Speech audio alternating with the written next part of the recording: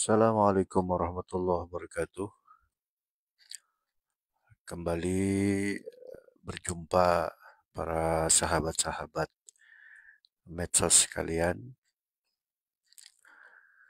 Semoga kita semua selalu dalam keadaan sehat walafiat.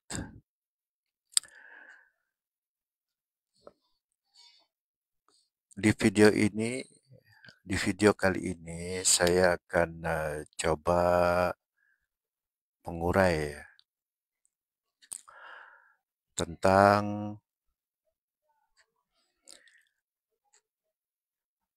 bagaimana setelah nabi para nabi wafat.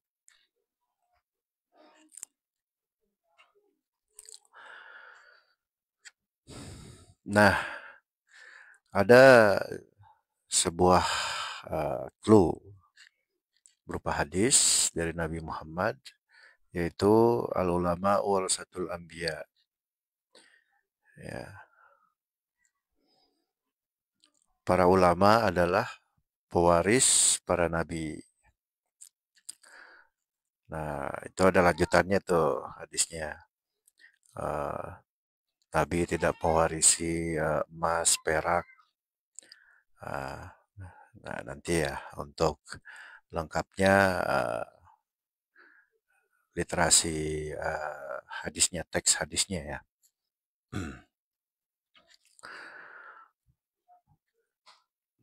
Tapi dari video-video saya sebelumnya, dari yang mulai berjudul kenapa para nabi itu beragama Islam, yang ada 9 part ya. Kemudian yang kedua,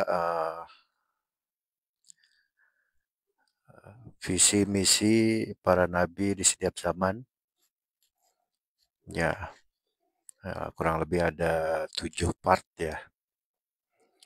Ya, sampai kepada yang sekarang, yaitu video yang sekarang, yaitu bagaimana setelah para nabi wafat. Ya,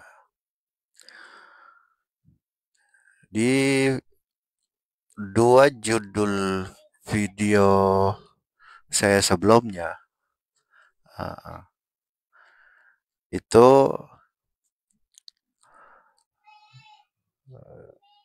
yang pertama adalah kenapa para nabi itu beragama Islam. Ya, karena intinya penjelasannya adalah karena para nabi itu membawa jalan keselamatan. Ya, masuk kepada judul yang kedua, yaitu visi para nabi dan rasul di setiap zaman.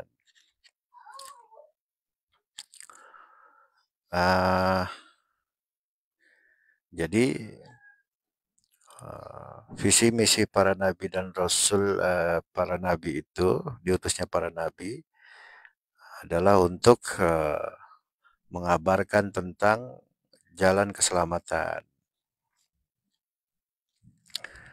Ya, seperti itu ya. Nah,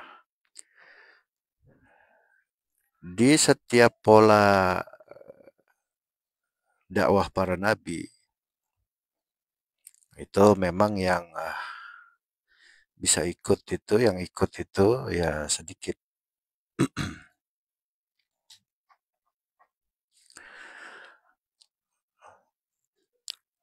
Ya, berbagai macam sebab ya. Makanya yang ikut itu sedikit. Nah, di zaman sekarang ini sudah tidak ada nabi, tapi ada pewarisnya.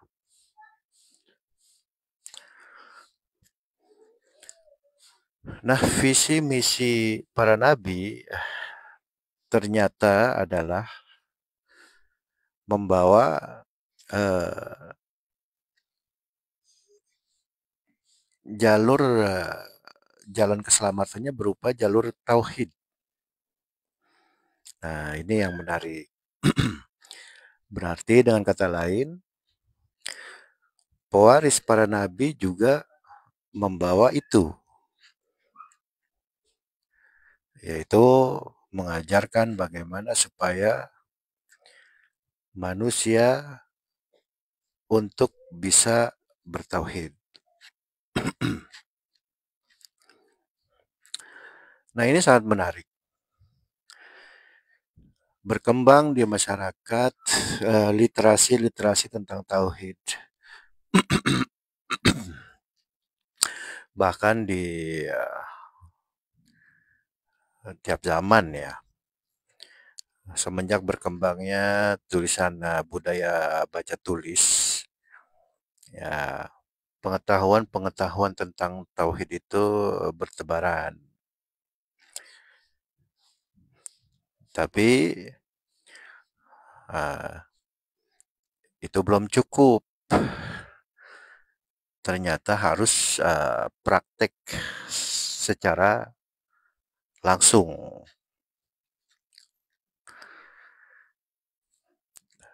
Nah, apa yang kita dapat dari bacaan-bacaan itu tentang tauhid misalnya? Itu ternyata tidak bisa dipraktekkan secara langsung atau tidak mengena. Penyebabnya adalah yang pertama, Allah itu maha gaib. Tentu untuk bisa mentauhidkan itu adalah unsur gaib dari diri kita sebagai manusia, yaitu ruh. Berarti para nabi dan rasul dengan kata lain membawa uh, ajaran berupa eksplorasi alam ruh atau memerdekakan ruh. Ya, gampangnya seperti itu. Jadi dengan ruh ini tersambung kepada sang pemilik ruh, yaitu Allah Subhanahu wa taala. Nah, ternyata seperti itu. Jadi apa yang kita baca, yang kita hafal, yang kita ketahui dari berbagai macam media, entah kitab, entah buku atau mendengar ceramah dan lain sebagainya, itu ya tersimpan di otak. Nah, tidak bisa langsung praktek untuk hal yang sifatnya gaib atau metafisik ya. Seperti itu. Jadi ya mau nggak mau, bagaimana caranya supaya kita praktik rohani. Nah, itulah mengapa diutusnya para nabi. Nah, untuk zaman ini, di zaman yang sudah selesai kenabian, ya para pewarisnya pun demikian, membawa hal yang sama, yaitu supaya kita bisa memerdekakan ruh kita. Nah, gampangnya seperti itu.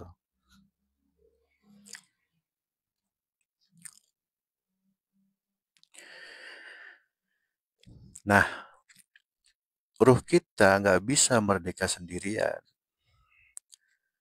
karena terikat dengan berbagai macam penjara ya. Penjara dosa-dosa kita. Intinya sih penjara itu berupa dosa ya.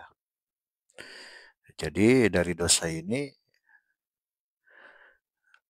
uh, menyebabkan ruh kita itu nggak bisa bereksplorasi, gampangnya seperti itu. Terpenjara dia. Nah, kalau bahasa hadis tuh, ruh itu seperti cermin. Apabila ada dosa satu titik, maka mulai ada noda di cermin itu. Terus melakukan dosa sampai akhirnya cermin itu tertutup, gelap, ya, terpenjara. Nah, untuk bisa kembali berfungsi cermin itu ya dibersihkan dari noda-noda tadi. Nah, ternyata untuk membersihkan dosa tadi ya berupa mengingat kepada Allah. Nah, ini masalahnya. Bagaimana kita bisa mengingat Allah? Sedangkan Allah ini laisa kamitslihi syai'un. Allah itu tidak uh, serupa apapun. Luar biasa ya.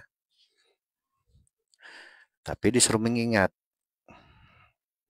agar supaya kita merdeka, menang dalam hidup dunia dan akhirat. Nah, itulah kenapa para nabi dan para pewarisnya ada di tengah-tengah kita.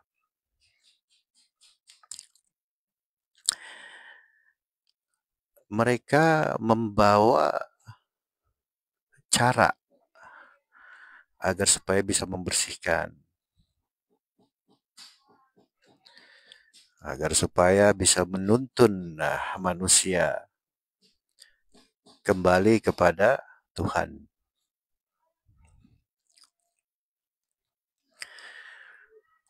Nah, hal inilah yang sudah sangat langka sekali ya dijelaskan di tengah-tengah masyarakat ya, yang banyak berkembang hanya pengetahuan dan lain sebagainya. Itu belum cukup, malah alih-alih bisa jadi pengetahuan-pengetahuan itu malah menjadi noda juga di kolbu, menjadi hijab. Seperti itu ya. Jadi sahabat-sahabat medsos kalian, di setiap zaman itu ada yang membawa dari ajaran Allah ke muka bumi. Sebelum zaman kita, di zaman awal keberadaan manusia disebut nabi ya. Sampai ditutup penamaan nabi di zaman pada saat Nabi Muhammad ya, zaman Nabi Muhammad. Nah, di zaman ini disebutnya ulama. Nah, ulama inilah penerusnya, pewarisnya. Nah, diwarisi ini tentu 100%. Tidak mungkin diwarisi itu kurang dari 100%. Terlebih ini urusan yang inti dari kebutuhan manusia ya, yaitu jalan pulang atau jalan keselamatan. Ya tentu diwarisi ini 100%. Dan di setiap zaman itu hanya ada satu. Ya, sesuai dengan ayat Quran yang berbunyi, laqad ja'akum rasulun min anfusikum, dan seterusnya. Sungguh telah datang pada kalian satu orang utusan dari golongan kalian sendiri, ya manusia maksudnya. Satu orang utusan. Ayat ini berlaku bukan hanya di zaman Nabi Muhammad. Ya polanya dari awal kehidupan manusia gitu, ada utusan. Dan setelah zaman Nabi Muhammad ada juga utusan. Seperti itu ya. Tapi penyebutannya berbeda. Kalau di zaman Nabi Muhammad ke belakang disebut Nabi. Nah setelah Nabi Muhammad sampai saat ini dan seterusnya ke depan nanti disebutnya ulama. Nah ulama ini adalah jenis ulama arif billah atau ulama yang sudah selesai di mempraktekkan tahapan dimensi level ilmunya, yaitu hakul yakin, sudah sampai di situ, sudah paripurna ya, kemudian diwarisi.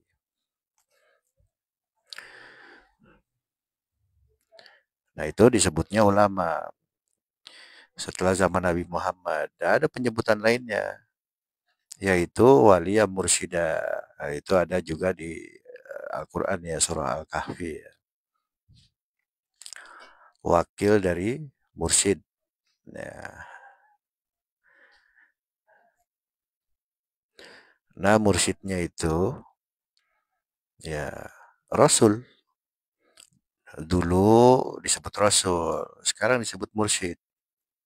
Walia mursyidah. Nah, dulu disebut Nabi, sekarang disebut walia mursyidah boleh atau ulama boleh. Seperti itu ya. Tapi yang pasti orang ini diwarisi. Dan warisnya itu waris mutlak. Itu benar-benar mampu menjelaskan, mengabarkan kepada kita tahapan-tahapan jalan pulang dari diri kita yang bergelimang dosa, nyasar sehabis-habisnya nyasar, sampai bisa kembali pulang ke sisi Allah. Tapi itu terjadi tidak harus menunggu kita mati. Itu harus terpraktekkan di saat kita hidup. Ya, itu sudah berlaku pengajaran itu.